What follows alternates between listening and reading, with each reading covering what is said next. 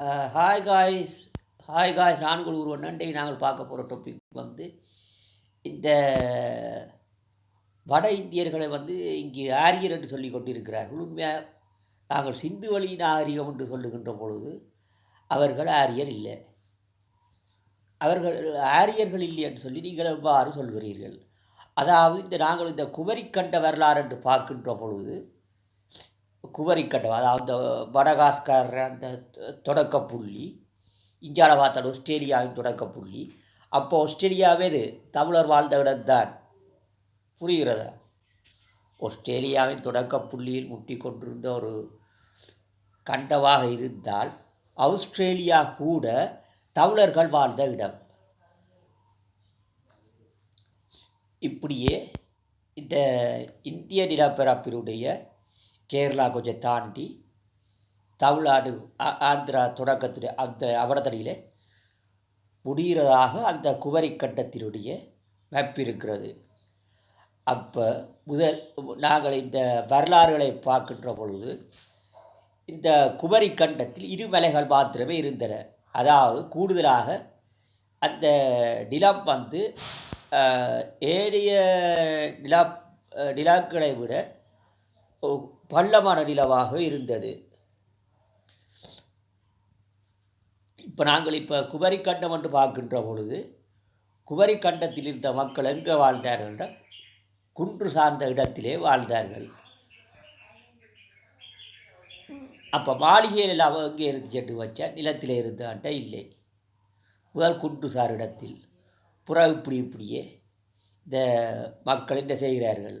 ஒரு இடைப்பட்ட பகுதியில் வாழ்வோம், திரைக்கு வருவோம், கரைக்கு வருவோம், அதாவது கடல் இருக்கிற இடத்துக்கு வருவோம். இப்படித்தான் போகின்றது. அப்போ குமரிக்கண்டம் இருந்த காலத்தில் இலங்கை ஒரு தீவண்டால் தீவண்டு சொல்கிற அளவுக்கு இல்லை. இப்படியே குமரிக்கண்டத்தில் இருந்த மக்கள் இலங்கையை நோக்கியும் போகிறார்கள், இந்திய தேசத்தை நோக்கியும் போகிறார்கள். அப்போ இவ்வாறு போகின்ற பொழுது இந்தியா முழுவதுமே நாங்கள் இன்னொரு பக்கத்தால் பார்க்கின்ற பொழுது சிலர் சுமேரிய நாகரிகத்தை எடுத்துக்கொள்கிறார்கள். இந்தியாவில் ஒரு பக்கத்தால் பார்த்தால் குமரிக்கண்ட நாகரிகம்.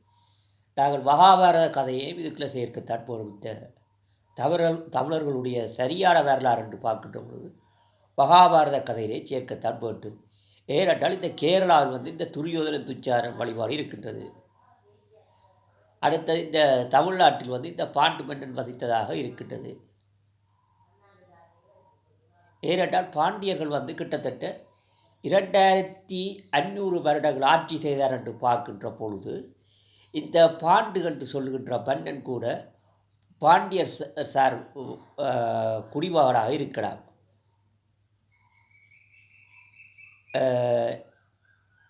அப்புறம் இந்த சவுடி வாழ்ந்த இடம் எங்கே என்று பார்த்தால்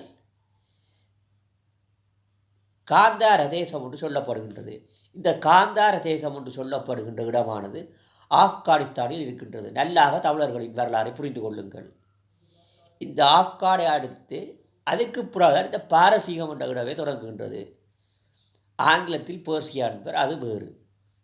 இந்த இப்போ தற்பொழுது ஆப்கானிஸ்தான் என்று சொல்லப்படுகின்ற இடம் சவுடியினுடைய இடமாகும். அதாவது இந்த மகாபாரத கதையிலே சவுடியினுடைய இடமாகும்.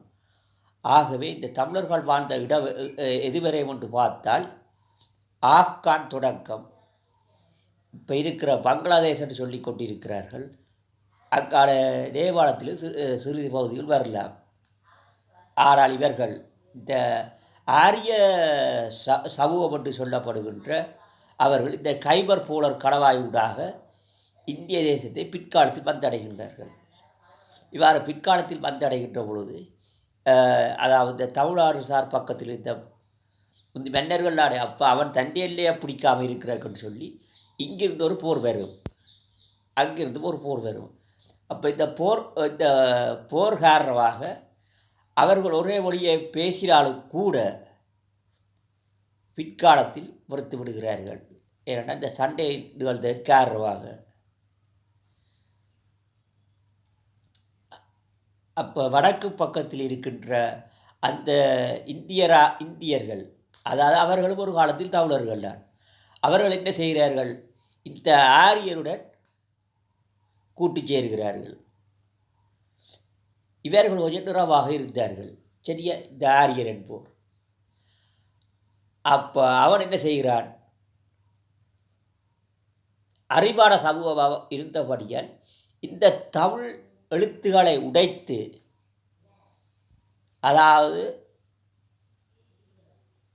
இவர்களுக்கு மேலே ஏதோ ஒரு விதத்தில் குறுகிய காலத்தில் ஒரு மொழியின் அந்த கற்றறிதல் தன்மையை கூடுதலாக வைத்திருந்தார்கள். அப்போ இதில் என்னென்ன எழுதியிருக்கிறார்கள்?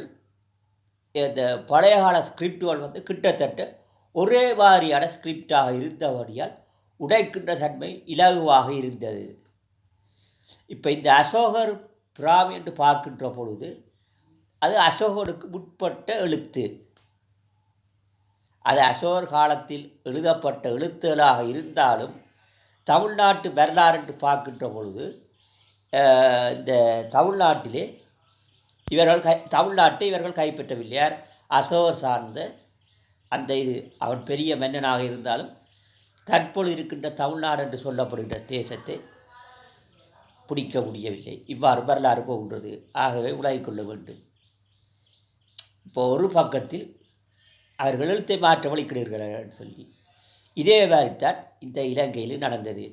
இந்த விஜயன் அவர் 70 தோழர்களும் பெறும் பொழுது இந்த ஒரிசா, அதாவது இந்த கலிங்கர் முடிவிடம், இந்த இடத்திலே தமிழ் மற்றும் பாலி மொழி என்று சொல்லி இன்னொரு மொழியும் இருந்தது. தமிழ் கதைக்கின்ற மொழியாகவும் பாலியும் அந்த கலிங்கத்தை விட்டு கொஞ்சம் அங்காள போன இடத்தில் அந்த மொழியில் அவர் கதைத்து கொண்டார்கள். இந்த பாலி என்றது ஒருவேளை யோசித்து பார்க்கின்ற பொழுது இந்த நாங்கள் சொல்லுகிறோம் தானே, நேபாள் என்கிற இடத்தை அவர்கள் பேசுகின்ற மொழி என்றது நேபாள மொழி, நேபாளி அப்படி சொல்லுகிறோமோ இல்லையோ, அப்படி இருந்து கூட வந்திருக்கலாம். சரியா? ஆனால் இந்த நேபாளத்திலும் கூட முருகர் வழிபாடு இருக்கின்றது. முருகர் வழிபாடு எங்கே இருந்ததோ அவர்கள் குமரிக்கண்டத்திலே வாழ்ந்திருக்க வேண்டும். படிவாக நினைவில் வைத்துக் கொள்ளுங்கள் இந்த விஷயத்தை. ஏனென்றால் இந்த குமரிக்கண்டத்துக்கு அங்கிருந்து தான் விவசாயம் பரவுகிறது பழைய காலத்தில். இதற்கு நாங்கள் பார்க்க வேண்டிய கதைகள் நாங்கள் இந்த கந்தபுராண கதையை எடுத்து பார்க்கின்ற பொழுது, அதாவது முருகன் வரலாறு எடுத்து பார்க்கின்ற பொழுது, முருகன் இந்த நம்பிராஜன் என்று சொல்லுகின்ற அந்த அரசன் வள்ளியை குறத்தி என்கிறார்கள். ஆகவே இந்த முருகனும் குன்று சார்ந்த ஒரு நபர். ஆகவே குன்றில் இருந்தவர்களை குன்றவர்கள் என்று அழைத்தார்கள். இதை உச்சரிக்கின்ற பொழுது எப்படியும் வேகமாக உச்சரிக்கின்ற பொழுது இந்த இன்ன விடுபடும். ஆகவே முதலாவது பழங்குடியார் என்றால் இந்த குன்றவர்கள். இதிலிருந்து இப்போ ஒரு ஒரு பாதுகாப்பு கொடுக்க வேண்டும். அதான் ஒரு வித்தியாசமான ஒரு கருவியை வைத்து ஒளி எழுப்பினால்தான் என்ன செய்ய முடியும். இப்போ ஒரு எதிரி வாரான், அப்போ அதுக்கு ஒரு இசைக்கருவியை வைத்திருந்தார்கள். அதன் பேர் தான் பறை என்பார்கள். ஆகவே எங்களுடைய மூத்த குடிகளாக இருக்கின்ற குடிகள், அதாவது இந்த இருளர் என்று பற்றி நாங்களுக்கு தெரியாது சரியான வரலாறு. சரியா? அவர்கள் இப்போ சிலவளை இப்போ காலை நேரத்தில் பெரிதாக போகாமல் இரவு நேரத்தில் வாழ்ந்திருக்கலாம். அந்த சாப்டரை நாங்கள் இப்போது விடுவோம். இப்போ இருக்கிறது இந்த ஆதிகுடிகளாக இருக்கின்ற குறவர், இதுக்கு இஞ்சால இருக்கின்ற பறையர். சரி, வேறு ஒருவராக இருந்தோம். ஒரு விஷயத்தை இன்னொரு கடத்துவதற்காக இருக்கின்ற பொழுது இந்த பறை என்கின்ற ஒளியத்தை நாங்கள் பாவித்தோம். என்னத்துக்கு? இந்த பிறகு இந்த மனிதர்கள் இப்படியே இருக்க சரிதானே. இதுக்கு பிறகு நாங்கள் பார்த்தவொண்டா இலங்கை வரலாறை பார்க்கின்ற பொழுது இயக்கர் நாகர் அப்போ இதில் மலையில் வாழ்ந்தவர் இருக்கிறார், எல்லாரும் இருக்கிறார்கள். இப்போ இந்த ஜக்கரட்டு சொல்லுகின்ற பொழுது நாங்கள் மண்டோதரி வரலாறை சேர்த்தெடுக்க வேண்டும். இயக்கரட்டு வருகின்ற பொழுது ராகவ வரலாறு என்று சொல்லுகின்ற பொழுது ராவணனையும், இயக்கர் வரலாறு என்று சொல்லுகின்ற பொழுது நாங்கள் மண்டோதரி வாழ்க்கையை எடுக்க வேண்டும். இந்த இயக்கர் கூட்டத்தில் இந்த ராவணனின் வரவியாக அறியப்படுகின்ற மண்டோதரி இந்த ஆயுதங்கள் செய்கின்ற இந்த உளிவேலைகள் செய்கின்ற ஒருவருடைய மகளாகவே இருக்கிறாள். அவர் வேலை செய்கிறார் என்று பார்த்தால் ஏதோ ஒரு அரண்மனை சார்ந்தவர் என்றால் மண்டோதரி தேப்பன் அணிந்திருக்கின்ற ஒவ்வொருதை பார்த்தால் அவர் கட்டாயம் ஏதோ ஒரு அரண்மனையில் வேலை செய்யவும் அல்லது சிற்றரசராக இருக்க வேண்டும். சரி, இவ்வாறு தான் எங்களுடைய தமிழர்களுடைய வாழ்க்கை அரக்கி கொண்டிருக்கின்றது. வீட்டு போர் பிறகு இது கொஞ்சம் முன்னுக்கு வர வேண்டிய சமூகம். இப்படியே இருக்கின்றோம். பிறகு மலையில் இருக்கிற காரணத்தில் சரி இறங்கி வருகின்றோம். இடையரணப்பட்டார்கள்.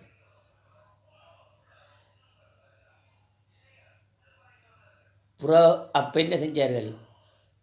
இந்த ஆடு மாடு இதுகளை வளர்த்து இப்படி வாழ்ந்து கொண்டு இருக்கிறார்கள்.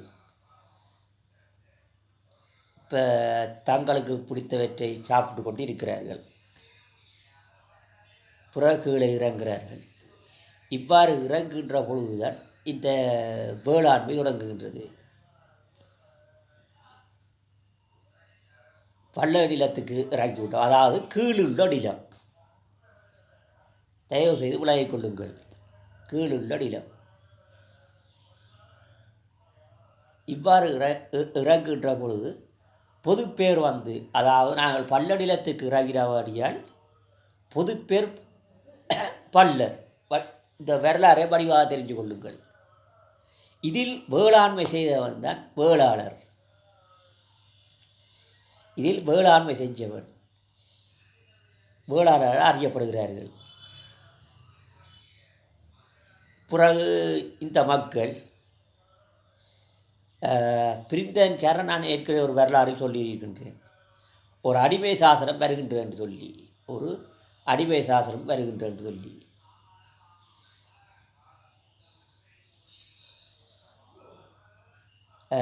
வேளாளர் வெள்ளாட்சி.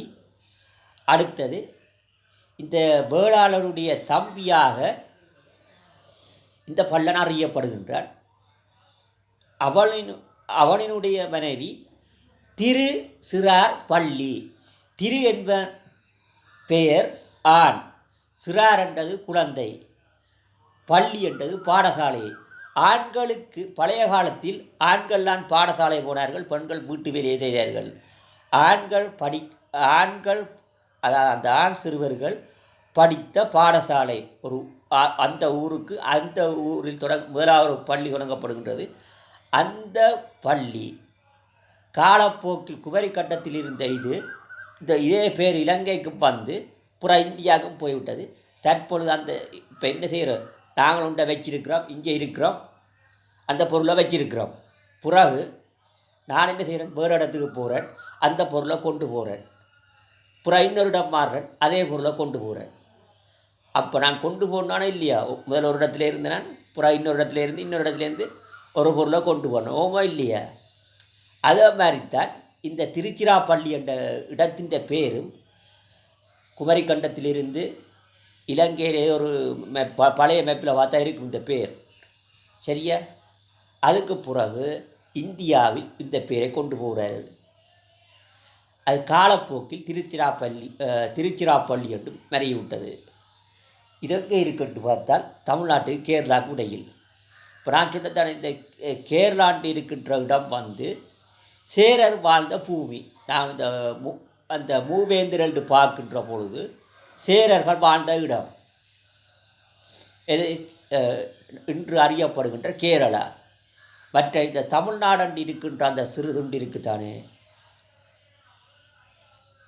அங்கு சோழர் பாண்டியர்கள் இருந்தால் வரலாறு கூறுகின்றனர். உண்மையாக இவர்கள் முதல் வாழ்ந்தடம் எங்கே என்று பார்த்தால் குமரிக்கண்டம் என்று சொல்லிக்கொண்டு உங்களிடம் விடைபெற்றுக் கொள்ளும் நான் உங்கள் குருவண்ணன்.